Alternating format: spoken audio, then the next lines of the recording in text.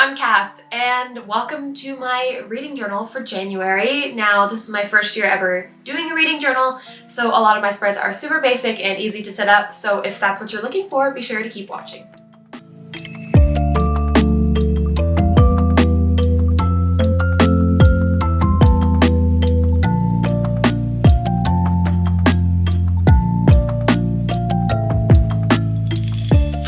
Reading journal, my only rule is to have fun with it and not spend too much time trying to be extra as hell like I am in my bullet journal setup videos.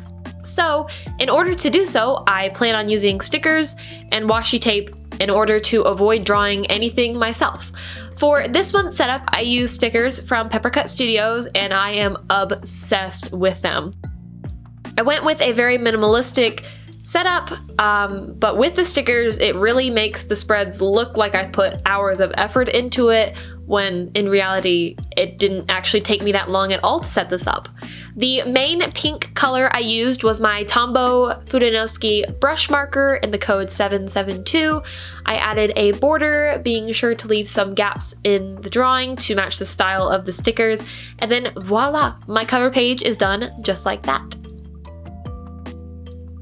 The page on the left, I wasn't exactly sure what I wanted to do with, but I had the perfect idea to fill the page, at least a perfect idea in my opinion. So I was trying to figure out a way to track the number of pages I read without always having to carry my journal around with me at all times.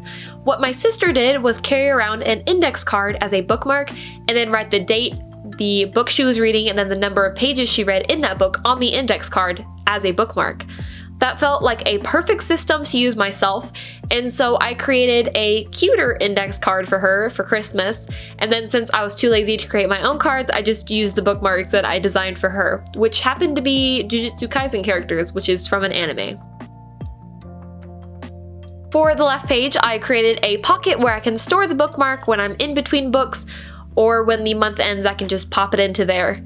I thought it was the cutest dang thing while also being functional, which is my favorite combo. Cute and functional.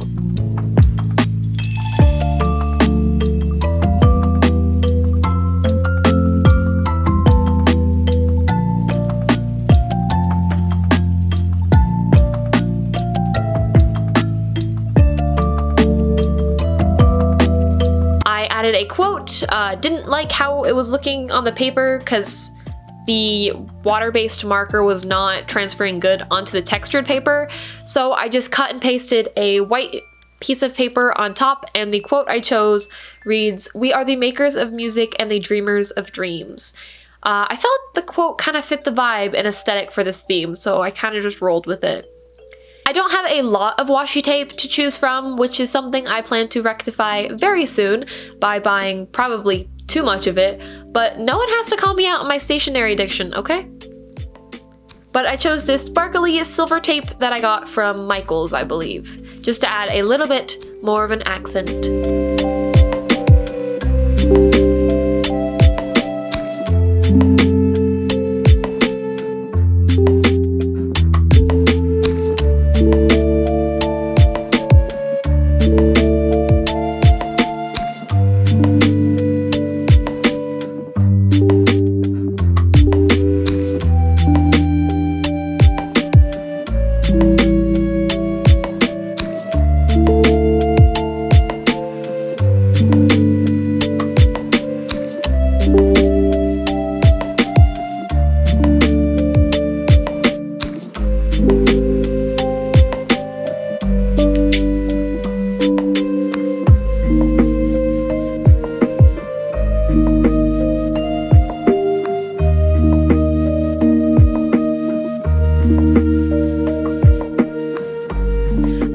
Actual reading tracker. It's super straightforward to set up. It's just a bar graph, instead of vertical though it's horizontal.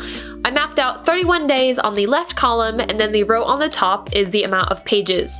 And I went in increments of 50. If you need to do smaller increments, feel free to do like 10s, 5s, 25s, whatever fits your reading pace. I did simple calligraphy along the top and then traced over it with my pink Tombow. Added a record player sticker and some hot air balloons on the other side and called it. I kept this page fairly empty because it will be very colorful with all the books that I read in January, so I didn't want to busy up the top of the page only to then busy up the bottom of the page as well.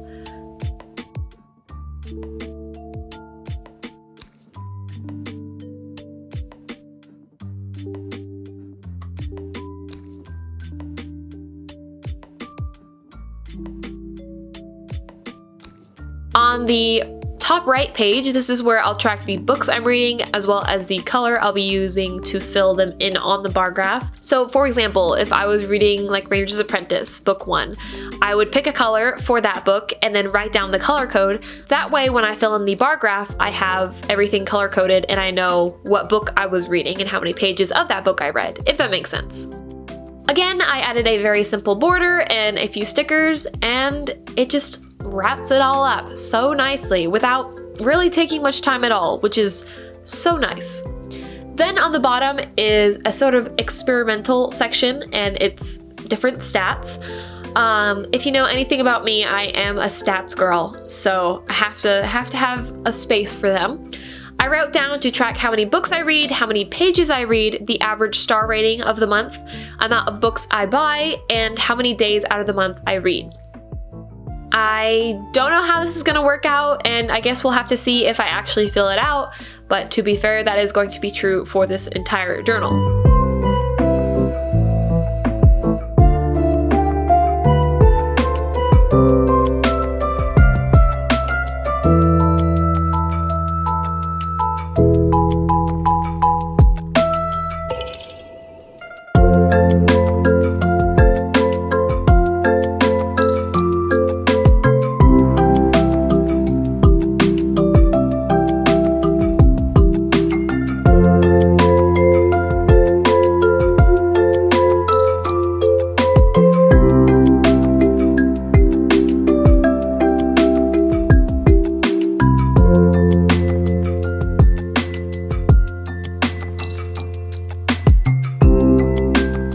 A sucker for a good quote, but I always forget to write down the ones that either make me laugh or just really hit me in a good way, so I created a page to jot down any quotes I come across while reading. Again, super experimental, but this entire journal is going to be until I figure out what clicks. One thing I do really like about starting a reading journal is it feels like when I first began bullet journaling. I don't really know what I'm doing, I get to try out new things, see what sticks, see what doesn't, and just experiment and have fun with it. And it's been a while since I feel like I've had this much fun while journaling, so hopefully I stick with this reading journal because it's been good so far. Granted, the year hasn't even started yet, but it's been fun to at least set up. We'll see if I use it. Also, on that note, I had a lot of people telling me in my 2022 reading journal setup that they were starting a reading journal this year, so let me know if this is your first year doing a reading journal, or if you've been doing it for a while. Just let me know. I'm really curious to see like who else is starting a reading journal. Since I had an empty page on the right, I made it into a quote page because I couldn't think of any other like bookish trackers or anything I could include, and I decided to use a quote from The Invisible Life of Addie LaRue, which was my favorite book of 2021. And it reads, "What she needs are stories. Stories are a way to preserve oneself, to be remembered, and to forget. Stories come in so many forms, in charcoal and in song, in paintings, poems, films, and books. Books, she has found, are a way to live 1,000 lives, or to find strength in a very long one." It's not my favorite page I've ever created, I'll be honest. The cursive writing is like way too cramped, but hey, you can't win them all.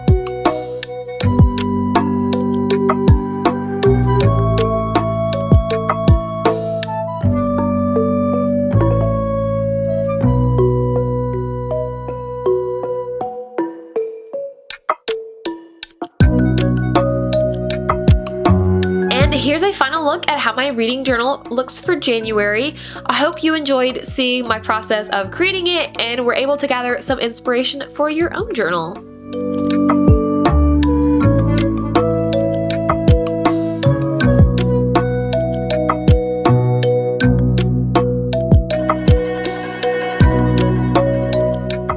so much for watching the video all the way to the very end. It literally means the world to me. If you did like the video, please do consider giving it a like.